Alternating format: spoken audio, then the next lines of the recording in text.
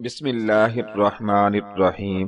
پاکستان سمیت دنیا کے بیشتر ممالک میں 26 دسمبر کو سورج گرہن ہوگا۔ یہ گرہن اس لحاظ سے منفرد ہے کہ یہ 118 برس بعد ہونے جا رہا ہے۔ 26 دسمبر کو ہونے والا سورج گرہن اپنی نوعیت کا منفرد دائرہ نما سورج گرہن ہوگا۔ 97% گرہن ہوگا۔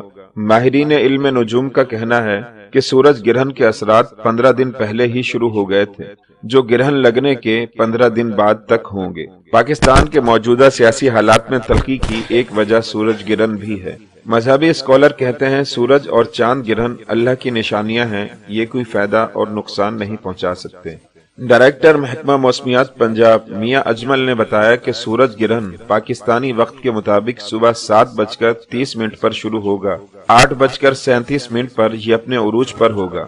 گرہن دوپہر 1:06 تک مکمل طور پر ختم ہو جائے گا۔ انہوں نے کہا کہ جب چاند گردش کرتا ہوا زمین اور سورج کے درمیان آ جاتا ہے تو اس وقت سورج گرہن واقع ہوتا ہے، لیکن جب زمین گردش کرتی ہوئی اپنے مدار پر سورج اور چاند کے درمیان آ جاتی ہے تو چاند گرہن واقع ہوتا ہے۔ یہ سورج گرہن رواں برس کا چوتھا سورج گرہن ہے۔ سال 2019 میں پہلا سورج گرہن 6 جنوری کو ہوا تھا جو جزوی تھا۔ سال کا دوسرا اور تیسرا مکمل سورج گرہن 2 اور 3 جولائی کو ہوا تھا۔ پہلے تینوں سورج گرہن کا نظارہ پاکستان میں نہیں دیکھا گیا تھا۔ میاں اجمل نے بتایا کہ سورج گرہن کے وقت سورج سے خطرناک شعاعیں نکلتی ہیں، اس لیے گرہن کے وقت سورج کی طرف کھلی آنکھ سے نہیں دیکھنا چاہیے، بلکہ کوئی مخصوص چشمہ یا ایکس-رے فلم استعمال کی جا سکتی ہے۔ انہوں نے بتایا کہ سورج اور چاند گرہن کے انسانی مزاج اور زندگی پر کیا اثرات مرتب ہوتے ہیں، سائنس تو اسے نہیں مانتی، مگر جو لوگ ستاروں کے علوم کو مانتے ہیں ان کے مطابق سورج اور چاند گرہن کے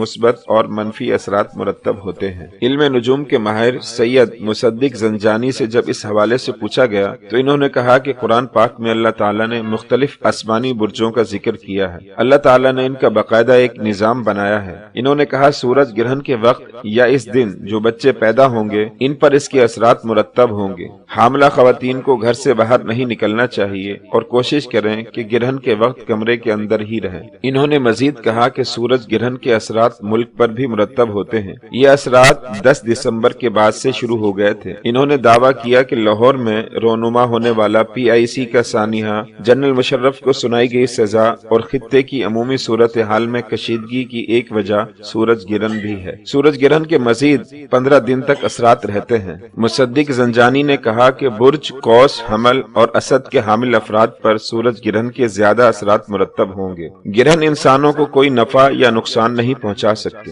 جامعہ نعیمیہ کے سربراہ اور اسلامی نظریاتی کونسل کے رکن ڈاکٹر راغب نعیمی کہتے ہیں کہ سورج اور چاند گرہن اللہ تعالیٰ کی نشانیاں ہیں۔ گرہن انسانوں کو کوئی نفع یا نقصان نہیں پہنچا سکتے۔ انہوں نے بتایا کہ نبی کریم صلی اللہ علیہ وسلم کی حیات مبارکہ میں سورج گرہن رونما ہوا تھا۔ بعض لوگوں نے کہا کہ آپ صلی اللہ علیہ وسلم کے صاحبزادے حضرت ابراہیم کی وفات سورج گرہن کی وجہ سے ہوئی ہے، تو آپ صلی اللہ علیہ وسلم نے انہیں ایسا کہنے سے منع فرمایا اور کہا کہ ایسا نہیں ہے، زندگی، موت، تندرستی اور بیماری اللہ تعالیٰ کی طرف سے ہے۔ ڈاکٹر راغب نعیمی نے بتایا کہ آپ صلی اللہ علیہ وسلم کی سنت مبارکہ ہے کہ جب سورج گرہن ہو تو اس وقت اللہ تعالیٰ سے دعا مانگی جائے، نماز کسوف ادا کی جائے۔ اس نماز میں رکوع، قیام اور سجود طویل کیے جاتے ہیں اور اس وقت تک اللہ تعالیٰ سے دعا مانگنی چاہیے جب تک گرہن ختم نہ ہو جائے۔